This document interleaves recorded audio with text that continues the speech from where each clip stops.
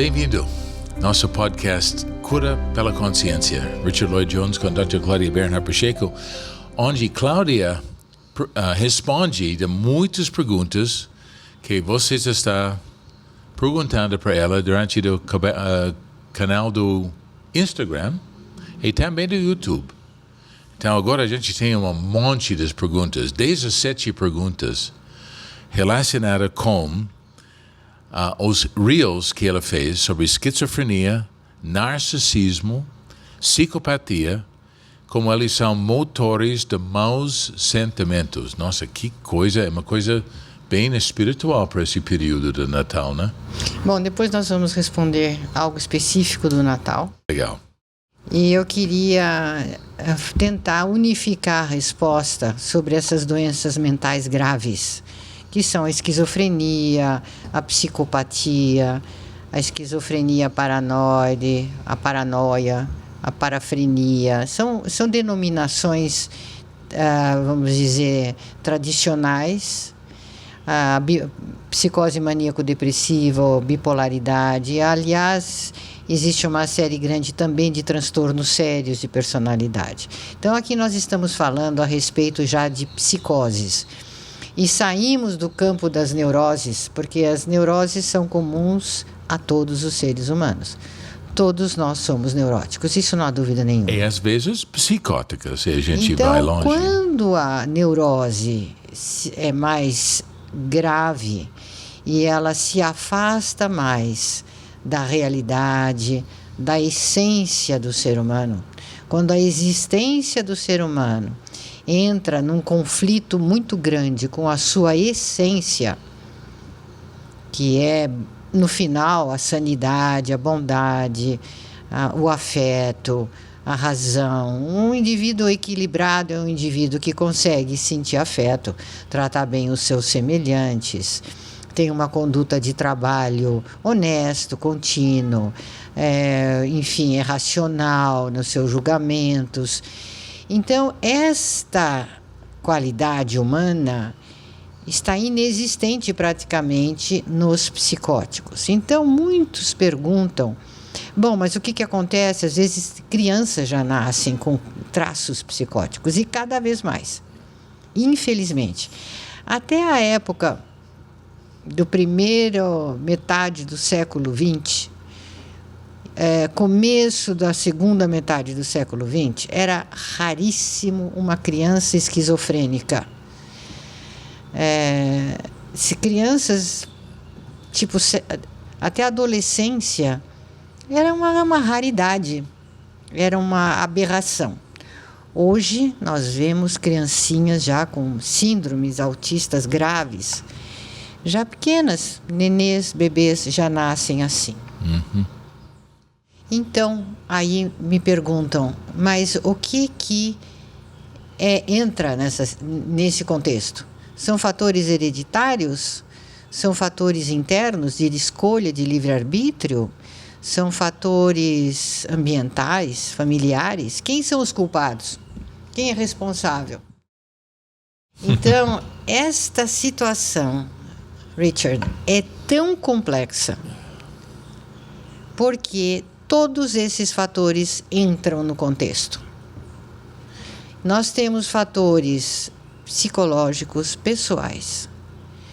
A própria pessoa tem uma vida interior dela, a alma dela, os sentimentos dela, e ela interage de maneiras boas ou más com o meio ambiente. Desde a vida intrauterina, o nenê já começa a fazer suas escolhas.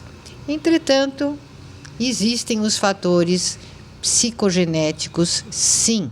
E isso até é uma questão bíblica, que fala, claramente que as gerações dos seus antepassados que pecaram, então aquele pecado cai sobre a genética das suas gerações. E o que é o pecado?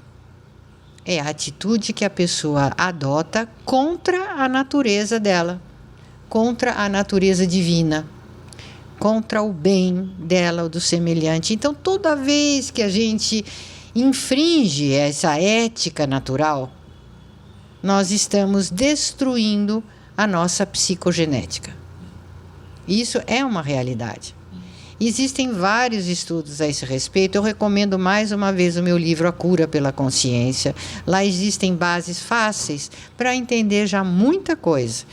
E as nossas outras publicações, evidentemente, nossos cursos. Mas, então, veja bem, uma pessoa pode ser filho de pais doentes mentais e ela nascer e crescer com um certo desequilíbrio, mas preservaram um certo grau de sanidade, de afetividade. E consegue, vamos dizer, levar aquela situação de uma forma mais positiva. Algumas crianças que nascem, às vezes, em berço esplêndido, entre aspas, mas que os pais se dedicam, são afetivos, são até certo ponto saudáveis, e aquela criança vai se opor a tudo isso e vai então se rebelar. E nisso entra, como diríamos também, os fatores ambientais, a energética da cultura, a energética do meio ambiente. Até o período do história, né? Exatamente. 50 foi melhor Por do que... quê, Richard? Porque cada pensamento é uma energia. São energias. Sentimentos são energias. E as energias se comunicam entre as pessoas da mesma espécie. E não só isso, nós afetamos o meio ambiente, os animais, com a nossa neurose, a nossa psicose. Comida, ar, tudo isso está muito corrompido, né? Então, como pode ser sã, equilibrada, uma criança que nasce de uma família já psicótica, desequilibrada, num ambiente de uma cultura totalmente ateia, às vezes, e desequilibrada, que sofre influências ambientais e energéticas de ondas psicotrônicas, eletrônicas, que estão invadindo essas antenas, que invadem o nosso cérebro, o nosso interior o tempo todo. Então, nós não vivemos mais numa natureza divina. A gente vive numa natureza divina, num paraíso estragado, num paraíso já destruído. E como fazer para voltar, né, Richard? Como fazer para voltar? Isso mesmo. Então, aí a gente já vai entrar num outro assunto, numa outra área. E só que eu queria dar uma esperança para aqueles que conhecem crianças ou adolescentes que são doentes, mas são mais doentes porque foram vítimas, foram enganados. Não é tanto um problema ético da pessoa, ela é mais uma vítima mesmo daquela situação toda. E às vezes pais drogados, alcoólatras, ou tomaram muito remédio quando crianças, então já ficam feridos. Mas a essência dessa criança, desse ser, ela está preservada, no sentido de que se ela preserva a ética, se ela não escolhe conscientemente o mal, por prazer de fazer o mal, essa criança e esse adulto está preservado. E aqui a gente entra no campo teológico. Depois desta passagem, atualmente muito difícil para todos, até certo ponto muito infeliz, então essas almas, esses seres, eu acredito que até eu costumo comparar a algo que acontece como com as borboletas. Uma borboleta é uma larva, né? Aquela minhocona que fica ali, depois ela vai gestando ali, vai se preparando, daí ela forma um casulo e se livra daquela casca e nasce uma maravilhosa borboleta. Eu diria que nós estamos passando por uma época da humanidade que nós somos como borboletas, alguns, né? Que quando nos desfazemos dessa casca, nós viraremos lindas borboletas na eternidade, vivendo, então, aquela vida que nos é mais característica, né? Bonita, verdadeira e feliz. Outras pessoas quando se livrarem da casca, não vão nascer borboletas, vão nascer sabe aquele bicho preto?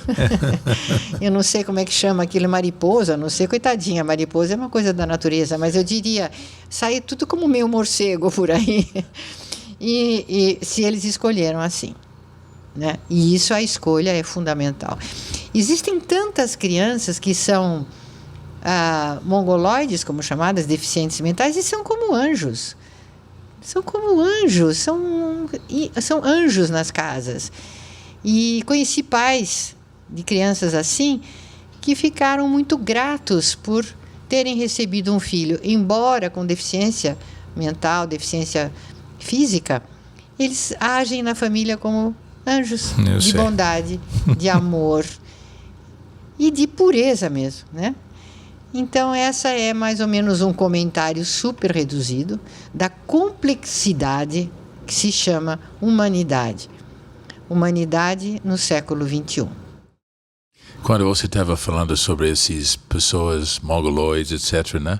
Eu me lembro quando eu estava trabalhando na rádio, eu tenho alguns fãs que foi jovens que trabalhavam para uma escola para necessidades especiais, né?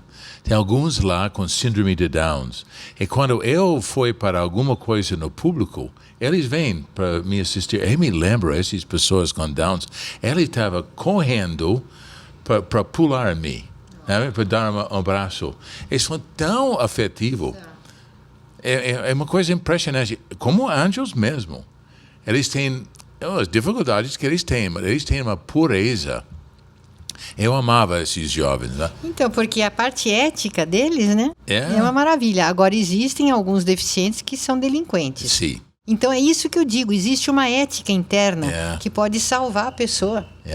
E esse Dr. Keppe investigou muito na libertação pelo conhecimento, né? Ele entrou nessa questão da corrupção dessa essência que a Dr. Cláudia está falando, que a pessoa, por vontade, por ética natural, pode escolher o bem e o mal. Então, ela está falando isso. A pessoa que quer fazer o bem é uma pessoa que tem o que você diz, salvo, você diz salvo, uma alma salva de alguma maneira, né? Aí está de acordo com a sua né? causa e finalidade, né? Muito bonito isso. Protegido. Então, isso dá muita esperança. Tem problemas, mas ao mesmo tempo, a gente sempre tem a coisa que a gente pode fazer para contribuir para o bem, nosso planeta. Ok, onde a gente vai agora? Tem uma pergunta 1074. Você tem aí? 1074. Legal. 1074. Sobre o amor platônico na idade madura. Olha, você estava falando sobre amor essa semana, doutora Cláudia, de uma maneira muito profunda. Você quer abordar isso agora com essa questão? Eu acho que o amor platônico na idade madura é um amor maduro. É um amor equilibrado. É um amor... se a pessoa aceita os sentimentos de afeto, isso já é sinal de grande equilíbrio, porque numa humanidade ateia, ligada a questões sensoriais, materiais, que já deixou de lado a sua alma, sua espiritualidade, seu coração, e que vê no amor um motivo de sofrimento, de fraqueza, de atrapalhação na vida, de irracionalidade. Então o amor passou a ser algo totalmente inconveniente para o ser humano. Quando, na verdade, o amor é a base de tudo, da existência, é a energia do motor, é um motor energético da vida. O amor faz tudo, inclusive a razão. É o amor que faz a razão. É o amor que faz a ação, motiva a pessoa a fazer as coisas. É o amor que cura as doenças. É o amor que nos liga à eternidade. Então, o amor é tudo. E a humanidade inverteu completamente Está totalmente invertida e isso é trágico. Então, se alguém fala em amor, seja ele platônico, talvez melhor ainda, porque a sexualidade pode ser uma agressão ao amor, uma rejeição ao amor e não um complemento. Muitas vezes, eu costumo dizer isso, Richard, que a vida sexual, se ela é usada de uma maneira para o prazer somente, ela se torna como uma somatização do afeto e um estrago, uma agressão. Vamos dizer, a pessoa transforma os sentimentos de afeto em coisas físicas e as amizades se acabam, muitas vezes, quando a pessoa confunde e passa da vida afetiva, de uma amizade, para a vida sexual. É muito frequente. É uma receita para destruir amizades. Vamos para a próxima? Com certeza tem pessoas que têm experiências sexuais e depois isso sente muito vazio. Com e certeza começa a tem. briga. E começa a briga. Começa a briga, sim. dá rolo, inclusive entre os dois. É verdade, verdade. 1076, Dr. Cláudia. Pessoas de outras áreas podem fazer o curso de psicossomática? Sim, devem. Está aberto, muito aberto. Devem. O curso de psicossomática é um curso acessível a todas as pessoas que tenham vontade de ter sanidade. Falando, ou de ajudar, inclusive, os seus queridos, né, a melhorar a qualidade de vida. Mostra a relação que existe entre o espírito, a alma, que é a psique, e o físico, que é tudo uma coisa só. Nosso ser é uma unidade energética. E esse curso é muito bom. Ele é muito acessível. Pode fazer sim. E todos os cursos de trilogia são interdisciplinar, então sempre tem alguma coisa ligada. Pessoas fazem conflict management ou as mulheres no divã ou psicanálise, teologia clínica, qualquer coisa. Vocês vão notar coisas muito similares por causa da base está mesmo em todos, né? E agora, você quer alguma coisa sobre esse tempo de festas, né? Olha, estou falando com muitos alunos e eles estão notando essa questão que você escreveu em De Olho na Saúde. Por que os problemas acrescentam, né? Crescem durante esse período do Natal e Ano Novo. Antigamente, Richard, antes dessa decadência maior que começou no século XX, o século XX se caracterizou pelo século da materialização, do ateísmo, da inversão. Foi o século que trouxe as maiores inversões para a humanidade. Os pensadores, os cientistas... Institucionalizados. Terrível. Terrível mesmo. Mas ainda tinha, no começo do século XX, tinha ainda muito essa noção de que o Natal era um tempo de paz. Os soldados davam trégua. Então estavam lá em guerra se matando, mas no Natal até os alemães faziam a trégua e iam festejar com os americanos, com os ingleses, e depois voltavam a se matar. Canadenses também, sim. Ah, meu Deus. Oh, meu Deus. As famílias tinham como que um pacto meio assim, velado. Tá bom, então agora é Natal, nós não vamos brigar.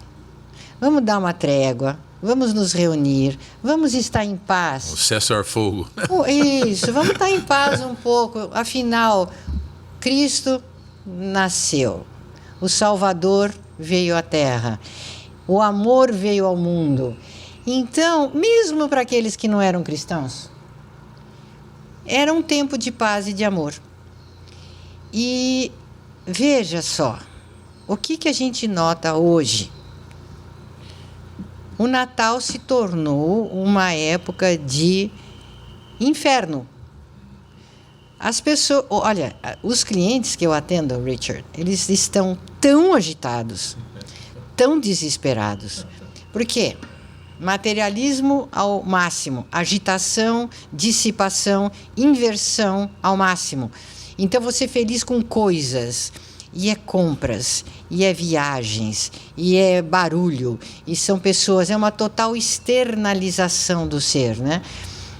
Então, as estradas, uma coisa assim absurda de trânsito, de acidentes, de mortes, os aeroportos, cheio de gente nervosa, brigando, cansada. Parece que todo mundo, inclusive isso é um absurdo, todo mundo tira férias na mesma hora e vão para os mesmos lugares.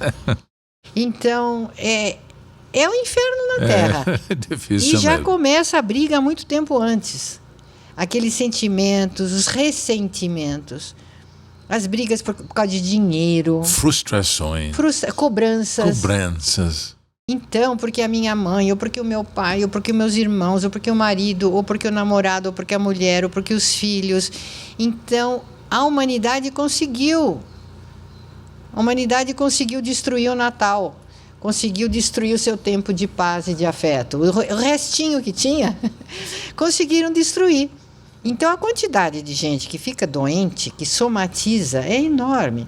Nos hospitais, as pessoas caem, se machucam, os hospitais ficam cheios de gente, consultórios dentários, e depois precisa ir em pronto-socorro dentário, porque o dentista também foi viajar, né? Então vai num pronto-socorro e está cheio de gente, é mal atendido. Olha, Richard, o demônio conseguiu. Até agora ele está ganhando a parada. Nesse período mais da paz, ele entrou. Pelo menos em relação à maioria, vamos dizer, das pessoas no mundo, parece que ele está levando vantagem. Mas eu sou uma pessoa ligada à espiritualidade. E eu acho que aqueles poucos que preservam dentro deles essa espiritualidade, eles ainda vão exercer uma função de mudança, de ajudar a mudança na Terra muito grande. No momento ainda a gente não tem meios para fazer isso, porque o poder tomou conta de todas as nações. Richard, possivelmente você já ouviu falar no Father Malachi Martin. Com certeza. Para quem não conhece o Padre Malachi Martin, era um exorcista famosíssimo, irlandês, morava em Nova York, falecido um pouquinho antes da virada do milênio. Quem quiser pode procurar entrevistas dele maravilhosas na internet, tem livros também publicados. Malachi Martin, ele falou para mim e para o Dr. Kepp, em Nova York, na nossa clínica, na East Side. Década 80 dos Estados Unidos. Em 83. 83. 13 de maio ou 13 de junho de 1983, ele foi lá nos visitar, falar conosco, na nossa clínica. E ele disse o seguinte, que no dia 15 de agosto de 1945, Lúcifer tinha conseguido dominar todos os corações dos governos do mundo. 45, logo Sim. depois da guerra. Sim. E que essa situação era muito difícil, porque todos os governos da Terra, todos os governantes estavam dominados. Então eu perguntei para ele, mas por que, Father Martin? O que aconteceu? Foi por causa da bomba de Hiroshima, que foi lançada no dia 15 de agosto de 45? Ele fez assim e disse, não é tão simples assim, é um pouco mais complicado. Como quem diz, isso também, mas é algo muito mais complexo do que isso que aconteceu. E eu fiquei muito impressionada, e quando a gente vê os livros dele, eu acho que a gente deveria até estudar melhor os livros dele, porque ele era um homem de extrema cultura e ética. Então, para a gente entender o que aconteceu, porque parece que a humanidade foi, de uma certa forma, consagrada ao Lúcifer. E ele coloca algumas coisas nos livros dele a esse respeito.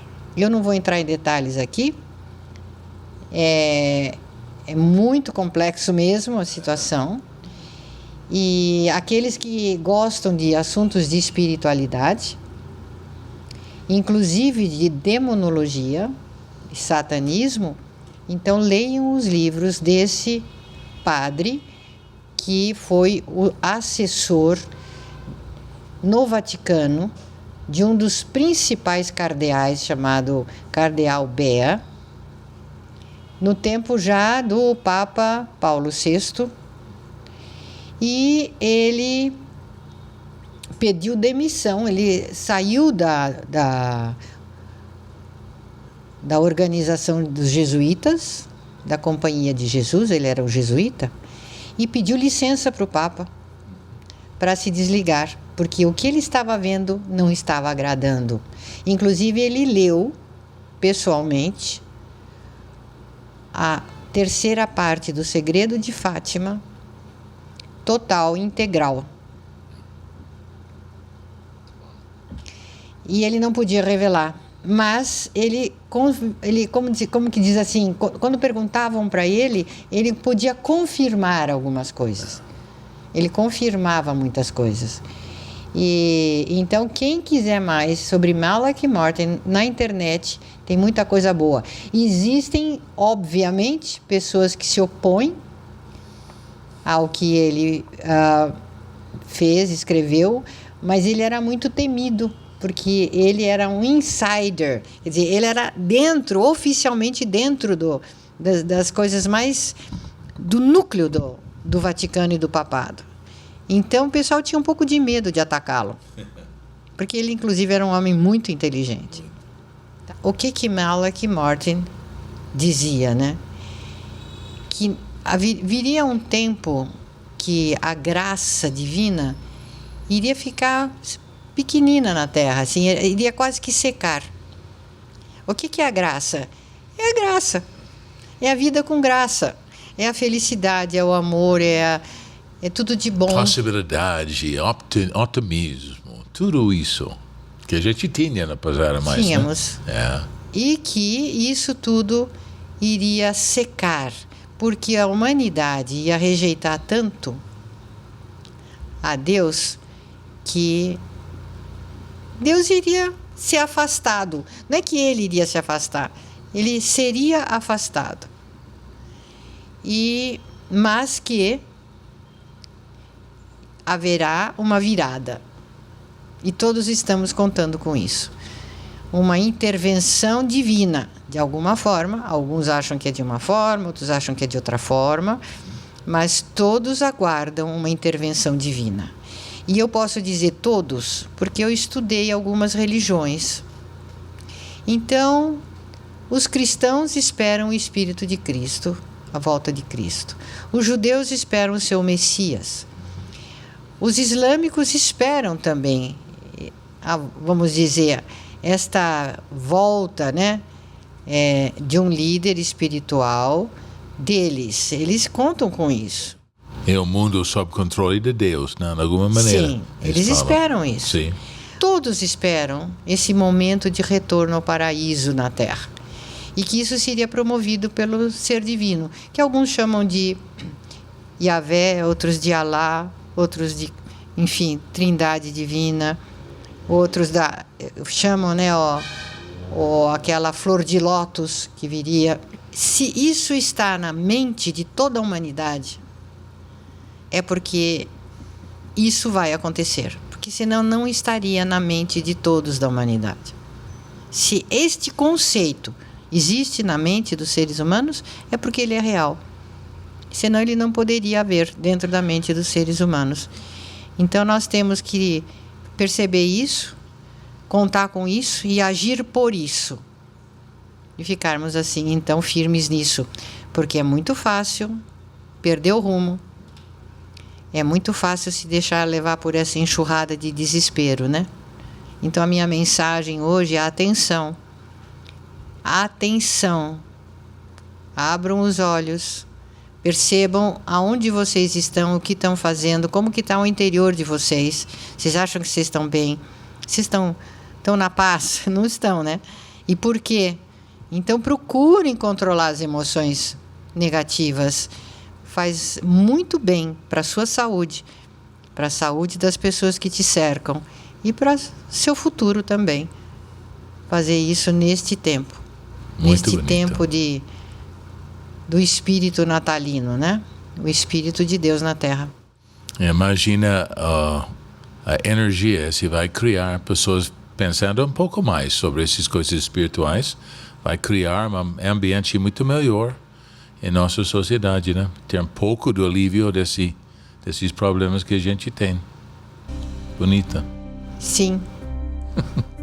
Então, Feliz Natal para todos. Feliz Natal. E um 2026 que cada um tenha força espiritual para enfrentar o desequilíbrio que a humanidade criou para a gente viver, né? Esse reino aí meio luciferino que está com os tempos contadíssimos. Até mais.